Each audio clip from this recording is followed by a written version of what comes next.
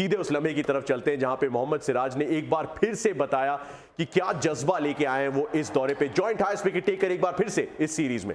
देखिए, सबसे बड़ी बात वो जो स्टॉर्म से पहले कामनेस दिखती है ना, तब आप देखेंगे अगर पिछले 2-3 ओवर से ना वो कुछ भारतीय टीम कर नहीं रही थी, एक सेटअप कर रहे थे, एक वो चाह रहे थे कि वो माहौल इतना हल्का हो जाए कि सामने वाले को वो पता ना चले कि प्लानिंग क्या चल रही थी। बिल्कुल चौंकाया वो गेंद, आप अगर देखेंगे गति में परिवर्तन हुआ था, थोड़ी सी तेज डाली थी आगे की तरफ और बिल्कुल एक सरप्राइज एलिमेंट जो कहा जाता है वो दिखा। और मियाँ जब हो मैजिक ना हो, ऐसा कभी हो सकता है?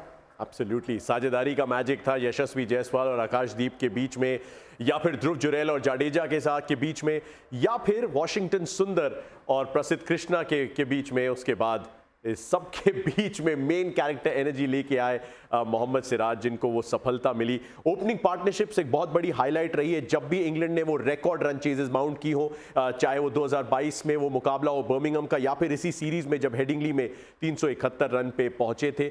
लेकिन इवेंचुअली मैच को कहाँ खड़ा देखते हैं इस समय, परसेंटेज वाइज कहाँ पे देखेंगे आप इंडिया और इंग्लैंड को? भारत की तरफ, क्योंकि जो लक्ष्य लग चुका है बोर्ड पर, पहला इनिंग अलग होता है, दूसरा इनिंग में आप वो प्रेशर और ऐड कर देंगे अगर, तो भी कम होगा, क्योंकि उस तरीके से ये मैच खड़ा हुआ है और इंग्लैंड के खेमे में अभी हलचल मच चुका होगा, क्योंकि अभी सिर्फ 9 विकेटें बाकी है, दिन बहुत सारा है, रन बहुत सारा है। अब जिस तरीके की गेंदबाजी हो रही है, मुझे लगता है इंग्लैंड सोच विचार करेगी कि किस तरीके से वो खेलें, क्योंकि इतना आसान नहीं होगा चेज़ करना और ड्रॉ करना, तो मुझे लगता है असंभव। नाइट वॉचमैन की तरह आए, लेकिन ओवल के मकान मालिक का दर्जा उन्होंने हासिल किया। जिस तरीके से वो पारी रची है आकाशदीप ने। अगेन बहुत सारी ऐसी चीजें इस सीरीज में हुई हैं जो सपने से कम नहीं भारतीय बैटर्स के लिए, लेकिन आकाशदीप द बैटर नजर आएगा एक निर्णायक पारी में। कैसी लगी ये साझेदारी? देखिए, ये नए भारत की जो एटीट्यूड की हम बात करते हैं ना कहीं वो झलका। आकाशदीप जानते हैं कि गेंदबाजी में जब मौका मिला उन्होंने उतना कुछ कमाल किया नहीं, चाहते थे गेंदबाजी में कुछ करें, लेकिन जब उनको मौका एक मिला, एक चांस था जहां पर वो कुछ अलग कर सकते हैं, कुछ स्पेशल कर सकते हैं, वहां पे बल्लेबाजी जिस तरीके से उन्होंने की, मुझे लगता है इंग्लैंड को बिल्कुल वो एक क्या कहते हैं सरप्राइज एलिमेंट लगा होगा। वो सोचे होंगे कि यशस्वी अच्छी पारी खेल रहे हैं, हम शायद जल्द से जल्द आकाशदीप को वापस भेजेंगे और प्रेशर बरकरार करेंगे, लेकिन जो कहते हैं ना taking the bull bye it's horn, उस तरीके से आकाशदीप ने बल्लेबाजी की और जितने भी रन बनाए, मुझे लगता है इंग्लैंड को उन्होंने धक्का मारकर बैकफुट में डाला।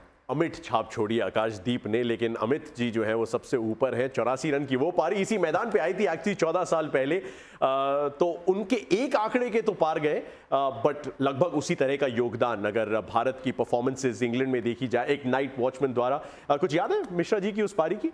बिल्कुल याद है, वहीं पे था मैं, टीम का हिस्सा था, लेकिन बहुत अच्छी पारी खेली थी उन्होंने। उनके साथ भी ऐसा ही हुआ था, वो गेंदबाजी करने गए थे तो वहाँ पर जिस तरीके से जिस आक्रामक रवैया दिखाया गया था उनके खिलाफ, तो उन्होंने भी वही ठान लिया था कि जब वो बल्लेबाजी करने आएंगे उसी तरीके से खेलेंगे, और वही रुतबा हमें आकाशदीप के बल्लेबाजी में दिखा।